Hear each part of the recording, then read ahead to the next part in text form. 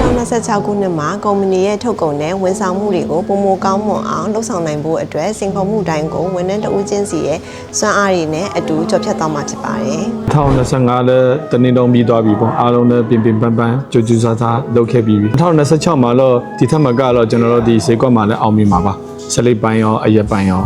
2026ခုနှစ်မှာကျမအပါအဝင်ဝန်ထမ်းများအားလုံးစီလုံးညီညွတ်စွာပူးပေါင်းပါဝင်စူးစမ်းရင်းနဲ့ Fusion Brother ရဲ့လုပ်ငန်းကြီးဒီတက်မကနှစ်ဆအောင်မြင်ပါမယ်လို့မျှော်လင့်ပါတယ်ရှင်ဘလို့အကောင်းဆုံးနေမျှော်မှန်းထားလဲဆိုတော့ကျွန်တော်အမြင်ပြောရင်တော့ဒါတိုးချင်းတယောက်ချင်းစီတိုင်းမှာကအသိပညာအတတ်ပညာတွေကိုတေချာအသုံးချပြီးတော့ဒါလောက်သွားမယ်ဆိုလို့ရှိရင်တော့အောင်မြင်မှုတွေရနိုင်ပါတယ်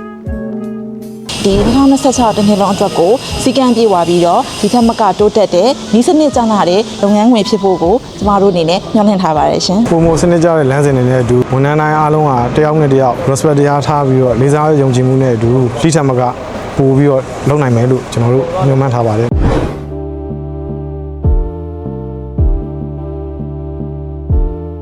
အခက်အခဲတော့ကျွန်တော်ရောင်းကုန်တွေအခက်အခဲမျိုးတွေကိုကျွန်တော်တို့ဥက္ကဋ္ဌကြီးကနေတဆင့် beauty အဖွဲ့တွေကနေဆင်ခဲ့ပေါ့ကျွန်တော်တို့ဘယ်လိုဖြည့်ရှင်းရမလဲဆိုတော့ authorize တွေကိုတေချာ command ပေးပြီးတော့တဦးချင်းတယောက်ချင်းစီတိုင်းကိုဖြည့်ရှင်းတဲ့နည်းပညာတွေသင်ပေးခဲ့တဲ့အတွက်ကျွန်တော်တို့ကကြော်လွှမ်းနိုင်ခဲ့ပါတယ်ကျွန်တော်တို့ရောဘာဌာနအနေနဲ့2025ခုနှစ်မှာအကြီးမားဆုံးပြဿနာတစ်ခုကတော့လော်သမားလုံလောက်စွာ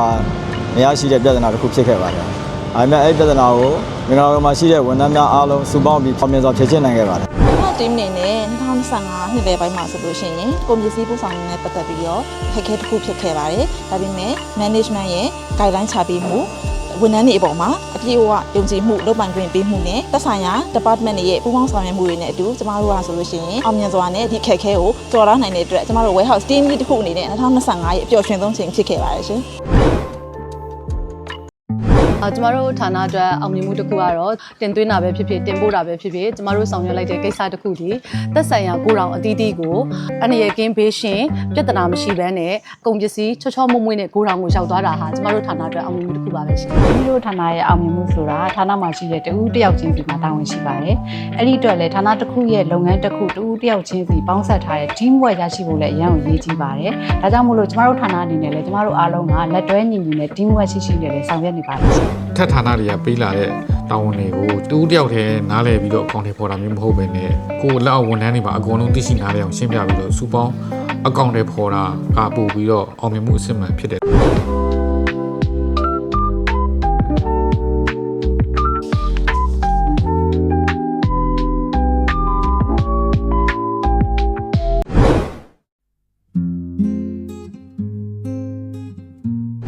ဒီ client တွေထဲမှာဆိုရင် consistency ဆိုတဲ့မပြောင်းမလဲပဲနဲ့တသမတ်တည်းရှိတယ်ဆိုတဲ့အရာနဲ့ discipline ပေါ့စီကန်းရှိတယ်ဆိုတဲ့အရာလေးသူတို့မှရှိတယ်ဆိုတာကိုဒါသတိထားမိတယ်ပေါ့နော်ဒီအလေးထားကိုလက်တွေ့ကျင့်သုံးတင်တယ်လို့ဒါအမှတ်ယူပါတယ်ကုမ္ပဏီတစ်ခုဆိုကျွန်တော်တို့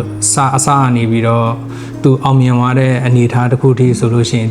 သူဒီဈေးကွက်ကိုအမြဲတမ်းမပြတ်အမြဲတမ်းသူဒီစောင့်ကြည့်တယ်ဈေးကွက်အနေအထားတွေဘယ်လိုရှိတဲ့ဟာတွေကိုသူအမြဲတမ်းလေ့လာတယ်ပြီးရင်ဈေးကွက်ကဖြစ်ပျက်နေတဲ့သဘောတရားတွေအကုန်လုံးကိုလည်းသူရဲ့ team leader တွေသက်ဆိုင်ရာဌာနရဲ့အကောင်းဆောင်တွေကိုအမြဲတမ်း sharing လုပ်တယ်သူဒီကြီးသူကိုယူသည်ရွယ်သူကိုလေးစားငယ်သူကိုတနာဆိုတဲ့စောင့်ပုံလေးနဲ့သူကင်ဆောင်ပြီးတော့သွားတဲ့အတွက်ဒီကုမ္ပဏီအသေးလေးကနေပေါ့ဗျာကြီးတဲ့ကုမ္ပဏီကြီးဖြစ်လာတဲ့အထိအောင်မြင်မှုတွေရနေတယ်လို့ကျွန်တော်မြင်ပါတယ်တော့ဝန်ထမ်းများကိုတစ်နှစ်တစ်ခါမှမကြုံဘူးသေးတဲ့ယခုလိုထူးထူးကဲကဲနဲ့ခန်းစားခွင့်ရအောင်ဆောင်ရွက်ပေးတဲ့ဒီနေ့တကွာဒါကြော data GM တို့ကိုလည်းပဲအများကြီးကျေးဇူးတင်ရှိကြောင်းကျွန်တော်အနေနဲ့ပြောကြားလိုပါတယ်ခင်ဗျာဆရာကြီးနဲ့တကွာမိသားစုအားလုံးဝန်ထမ်းများအားလုံးချမ်းသာခြင်းကိုယ်ကြီးကျန်းမာခြင်းနဲ့တူဆန္ဒများအားလုံးပြည့်ဝပါစေလို့ကျွန်တော်ဒီနေ့ကနေပြီးတော့ဆုတောင်းလိုက်ပါတယ်ခင်ဗျာဆရာနဲ့မချမ်းသာပါစေတက်ရကျော်ရှိပါစေရှင်ဘရာသာကုမ္ပဏီမိသားစုလည်းဒီထက်မကအောင်မြင်တိုးတက်ပါစေ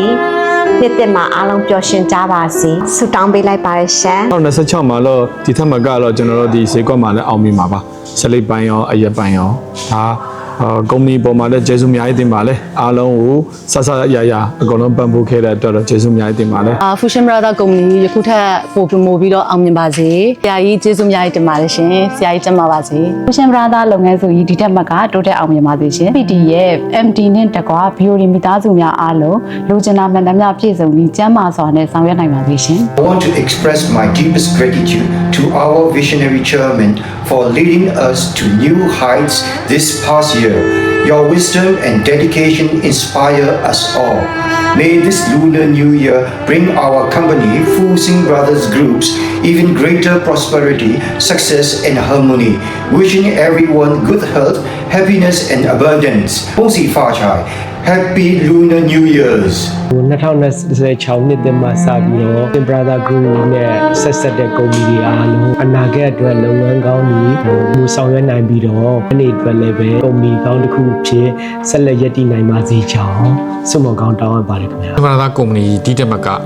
အောင်မြင်ပါသည်တက်ကြီးမားတဲ့ကုမ္ပဏီဖြစ်ပါသည်ဒီကြီးနဲ့တကွာမိသားစုဝင်တွေအလုံးကိုမှာပါသည်ချမ်းသာပါသည်အသက်ရှိပါစေတပည့်တွေကိုလည်းဒီတက်မကပို့ပြီးတော့ဆောက်ရှောက်နိုင်ပါသည် ဝန်ထမ်းတွေအားလုံးပေါ်မှာဒီကိုယ့်ရဲ့တာသမီတွေလို့စဉ်းစားပြီးဆက်ဆက်ရရအဆင်ပြေအောင်စဉ်းစားပြီးတဲ့ MD နဲ့တကွမိသားစုအားလုံးကိုယင်းထဲကနေလှက်လိုက်လဲကျေးဇူးတင်ပါတယ် ။အဲဒီနေ့မိသားစုများကျမ်းမာချမ်းသာပါစေလို့ဆုတောင်းပေးလိုက်ပါတယ်ခင်ဗျာ ကုမ္ပဏီဥက္ကဋ္ဌကြီးဦးအိုက်ထွန်းနဲ့အန်ဒီဒေါ်နန်ခင်တို့ကိုအထူးပင်ကျေးဇူးတင်ကြောင်းကျွန်တော်အနေနဲ့ပြောကြားလိုပါတယ်။ကျွန်တော်တို့ Fusion Brother Group of Company ကိုနှစ်စဉ်နှစ်တိုင်းအောင်မြင်တိုးတက်ကြီးပွားနိုင်ပါစေလို့လည်းထပ်မံလေးဆုတောင်းပါတယ်။ကျွန်တော်တို့ဒီနေရာမှာလည်းနှစ်သက်မှာကျွန်တော်တို့ BOD အဖွဲ့ဝင်မိသားစုများလုပ်ငန်းခွင်မှာလုပ်ဖို့ကိုင်မဲ့ညီကိုမောင်နှမများ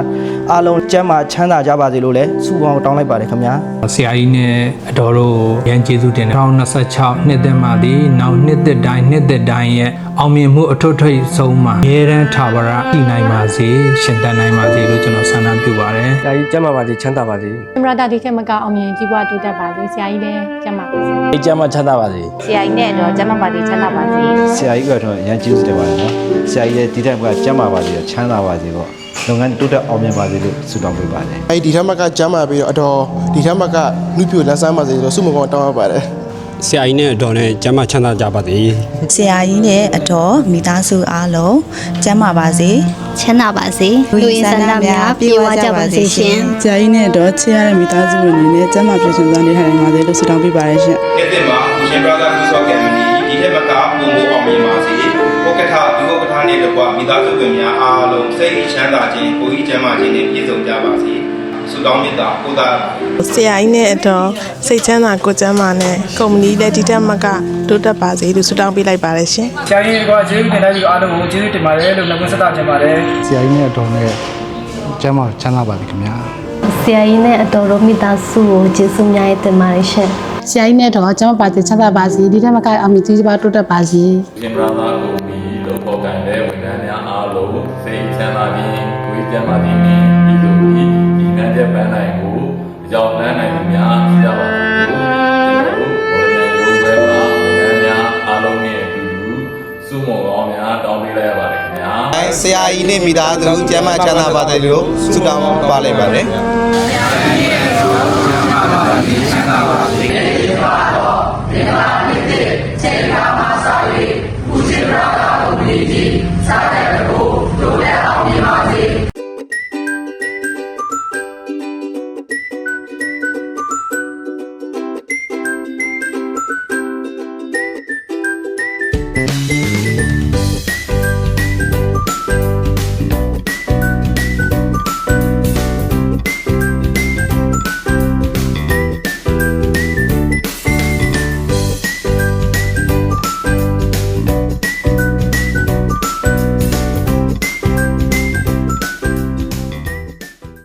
市长及家人身体健康，事业昌盛。一马当先开新局，龙马精神起新层，策马扬鞭行文远，马到成功创辉煌，